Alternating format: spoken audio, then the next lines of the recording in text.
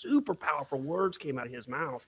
And I'm like, man, it's sad that we lost somebody that had such a positive outlook in today's world. People that look at things, but yeah, the more I get into that stuff, man, I realize it kind of affected me more than I thought it did. I had to think, and especially the fact that he lost a daughter in the accident too. Yeah. I mean, his poor wife, and apparently she finally tweeted last night late and addressed it. Thinking, man, I can't. I mean, not only to lose a child or her husband, but that has to be an uphill battle. You don't even know where to start to find. Well, there was a thing on little thing on Facebook that I kind of mentioned something in, and it was like, what's your most favorite attribute about? And I put down, I'm a great dad. People could put down, my tits, they're awesome, Yeah. or my legs, or Yeah, nice. right, yeah, I'm B cup, man. Solid B right now. Anyways, but people said, my passion for volunteering or this or that. Mine was just simple. It was being a dad. And Kobe Bryant, come to find out, it's kind of funny. You find out things after they're gone, just how good of a dad he actually was. Wow. He may have cheated on his wife, but here's the thing. And there's so many people out there pointing the fingers like, he cheated on his wife and all that mess way back in the day. I don't know why people idolize him. How many of those people who pointed the finger cheated on their wives? Yeah. There's yeah. a whole bunch of them. I've done it in the There's a past, saying and it about sucks. living in a glass house. Exactly. And that exists for a reason. Like, I mean, that would be a hard life to live spotlight like that, because just like you brought up, that's a mistake that countless people have made. But man, he was under such scrutiny because public eye, and that thing played out in public forum. And God, and he never. I mean, I don't remember. Maybe I'm wrong. I remember him denying it. He eventually stayed. Sure. It's happened to me in my past. I'm not proud of it, but I'm not going to sit there on a pedestal and say, man, he cheated on his wife. He doesn't need to be. Yeah, Most of you people have cheated on your wives that are pointing the finger. Shut the flip up. Yeah. Oh, good. But no, I mean, you're right. Like, people start acting like this, and well, how many of you have been in those? How many of you have been in those shoes and just not got caught? And you're talking, and then people on Twitter like, we have servicemen coming over from overseas that have been there for a year and a half, and nobody idolizes them. Well, here's the thing: that serviceman members wasn't on television for 20 years with an orange ball going back and forth down a court that we all watched and watched and watched and watched and watched. We don't know that guy getting off but we do know how good of a basketball player Kobe was. I still think he's not as good as Jordan. I think he falls under Jordan. But we're talking about different times, though. Well, yeah, but I mean, as far as ability, Kobe I got to watch them both. Kobe at his greatest versus Jordan at his greatest. Yeah, I think Jordan's still probably going to that. Yeah. But I mean, for that time period, there was nobody better than Kobe. And when Kobe and Shaq were together and they got along, unstoppable. That was just that was poetic to watch. I watched an interview with Shaq day before yesterday, and I mean, he legitimately. Do you know who's taking it really hard? That was kind of surprising to me. Is Snoop Dogg. Snoop Dogg has floored by this. Well, I mean, there's not only do you have Snoop Dogg, but you have so many other people that have front row seats to those games, courtside. Mm-hmm. Jack Nicholson. How many times has he and Kobe had words or exchanged words, not bad, but in good terms? Yeah, I wondered that if there's a rapport that's developed with people that have season tickets, especially celebrity fans. Got to, absolutely have to. Even Mark Cuban came out, and Mark was like, he wasn't my favorite person in the world. We didn't really get along that great, but God, I had mad respect for what he did on the court. But I have 10 times that respect of what he's done off. Well, here's how influential he was. You stop and watch a group of kids playing a pick game on a basketball, and somebody throws a rainmaker. What do they scream when they throw Kobe? Oh yeah. I mean, tell me you haven't done that. Have you not sat in your office and thrown trash at the trash can and screamed his name when you let it go? Well, yeah. I mean, when you throw the ball like that, you say Kobe. When you throw a punch, you say World Star. Yeah. There's just certain things you say. But what I think is, and I hope that they do is, obviously he's going to be in the Hall of Fame. He was just waiting his 5 years to do it. But I think they ought to put an exemption on that. And I mean, why wait at this point? He's gone. He's going to go. I mean, he's going to make it. Yeah. So. He's definitely going to make it. I didn't want to stretch this out talking about Kobe Bryant for 20 minutes, but I just want to say, it kind of affected me a little bit, and I know it affected most people my age in one way, shape, or form. There was a lot of people that hated him and still respect the man that he was, especially afterwards. He opened that big sports center, paid for it and everything, buys all the uniforms, covers all the snacks, all that mess so kids have something to do besides hit the streets. Yeah. So super mad respect, Kobe. The world's going to miss you. You were a good man, and even though you cheated on your wife, you know what? I did too at one time. Well, he also entered the NBA at 17 years old. I mean, there was that. Yeah, going back and looking at some of those early interviews, that's kind of fun. Yeah. Now, if you want to say the greatest NBA player that never went to college, okay, I'd put him above the king. Oh, I think hands down he was. Yeah. But anyways, enough of that. We got to get on to other things. A little bit of politics going on. That stupid impeachment. A little bit. Well, but is anybody really paying attention to that? That's what I want to know. Because I mean, as tied in as we get sometimes to political events happening, I really haven't kept up with it. I don't know if I'm burnt out or, I mean, it really doesn't matter. Well, no, for me, I'm just like, well, this is just a bunch of bullshit. Did you see that they wouldn't let former National Security Advisor Bolton into the hearings? Yeah. Because he's on an ankle monitor and you can't bring electronic devices into the chamber. You can't make this shit up. Like,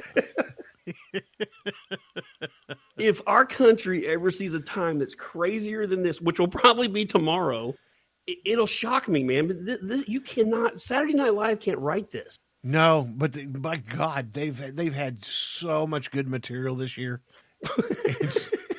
I record Saturday Night Live, and I try to go to all the political little pundits because it's funny, it's hilarious. Oh, dude! I mean, all they got to do is reenact it verbatim, and it's funny. It's still just as big a joke as it was on the first time you saw it. Yeah. And then I was watching this morning on the news at the hotel, Clarence Thomas hearings. I think that was like 20 years and like that, whatever time it was. And I didn't realize this, but Joe Biden was the one that was questioning him. Yeah. Yeah. I was like, wow, that douche nugget was popular back then. I'm telling you, man, some of these dudes have been around for an eon, and it's time for them to go. Time to get gone. Retirement's awesome. He has a 1967 Corvette convertible. Go drive it. Yeah. Do something. Well, if you get to researching how like his kids are intertwined with like Pelosi's kids, and they're intertwined in all this shit that was happening in the Ukraine, and just, dude, there is so much corruption. I mean, I see why they're doing this. Like, they've had all these corrupt ways, and now Trump's there, and he's not part of the club. Well, I bet they're sweating bullets. I bet everybody's drinking more and sleeping less. Oh, yeah. Trump's just like, whatever, eat my shit. Don't care. Y'all get in there and do your stupid stuff, waste the American people's time and money when we should be fixing something. Actually, there's a piece of wall that we have to fix because the wind blew it over. Did you see that? I saw that. The wind blew the wall over. It wasn't quite set up in concrete, and that wind got hold of it. And the picture that I saw that was taken of it on the Mexican side, you can see this Mexican with his hands out like he's pushing the wall. It was a great picture. That was a great picture. Man, I tell you what, there's a lot of hate in this world. But you ain't lying. But this one dude who has committed the most capital of crimes that I can think of, which would be raping young girls. Oh, we got to get into this. Yeah, we got to get into this and talk about it a little. I got to take a drink before we do that. You know what? That's what we'll do. We'll take a quick break. You guys can listen to some super duper fun music while Shiner and I go pee and get something to drink and talk about you. We'll be back. Donnie, give me some more prune juice.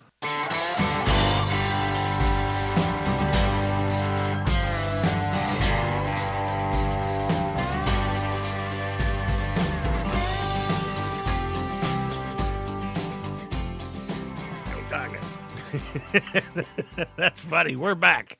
I don't know where that came from. That came from Shiner's mouth. And I have no idea what he said. It sounded like Coach Orgeron, to be honest. So, welcome back to the Shiner Show. Go Tigers. I tell you what, I'd like to get Coach Orgeron on that dude. What Fortinet or what the hell is You his talking about name? this case out of Iowa? Yes, Fournier. You talking about this pedophile in Iowa? Yeah, His name is Joseph Matthew Smith. it's just Joseph Matthew Smith. God, that sounds. Where's that know- Joseph Smith? That was a dude that founded the Mormons, wasn't it? Yeah, Yeah. it was. Why is that in my head? I don't know. If you guys don't know what we're talking about, sit down in front of your computer and pull up the old Google on the interweb and search Joseph Smith in Iowa and read what is happening in that state. He's raped 15 kids from ages 1 to 13 and is about to be released from prison. Why? Because he is now a woman. He changed his gender from male to female, and because of that, he's no longer deemed a threat. Okay, my deal is they said he's been in the gender reassignment process for 2 years. Why are we paying for prisoners to go through gender reassignment? You know, if you want to be reassigned, I guarantee you there's a lot of homeboys back behind them bars that'll be happy to do it for you. Mm-hmm. They'll just take a little off the top and Take a little off the top. Yeah. That's one way to look at it. Well, here's my deal, dude, is why does that deem him not being a threat? Because there have been studies done where they've done chemical castration. I think one of these studies was done in England, and they chemically castrated a number of pedophiles and then gave them all kinds of a battery of tests. And just because they didn't have their testicles and those hormones did not take away those urges. no, the thoughts are still there, and they still have the ability to sodomize.